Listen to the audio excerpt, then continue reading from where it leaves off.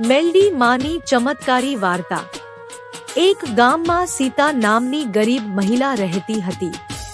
તેને મેલડી માં પર અઢળક વિશ્વાસ હતો। ઘરમાં તંગી હોવા છતાં દર મંગળવાર અને શુક્રવારે દીવો જરૂર કરતી। એક દિવસ સીતાનો પતિ શહેર કામ માટે ગયો, પણ 3 દિવસ સુધી ઘરે પાછો આવ્યો નહીં। ફોન પણ બંધ આવતો હતો। આખું પરિવાર ડરી ગયું। સીતા આખી રાત મેલડી માં આગળ રડીને પ્રાર્થના કરતી રહી, હે મારી માં, મારા પતિને સુરક્ષિત ઘરે મોકલી દો। રાત્રે અચાનક તેને સ્વપ્ન આવ્યું।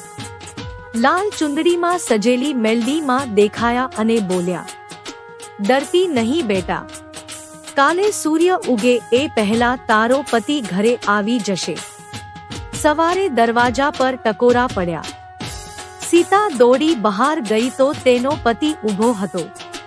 તે બોલ્યો, રસ્તામાં મોટો અકસ્માત થયો હતો, પણ એક અજાણી માતાજી જેવી સ્ત્રીએ મને બચાવી લીધો।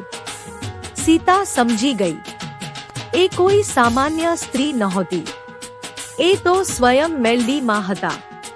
આ ચમત્કાર પછી આખું ગામ જય મેલડી માં બોલવા લાગ્યું।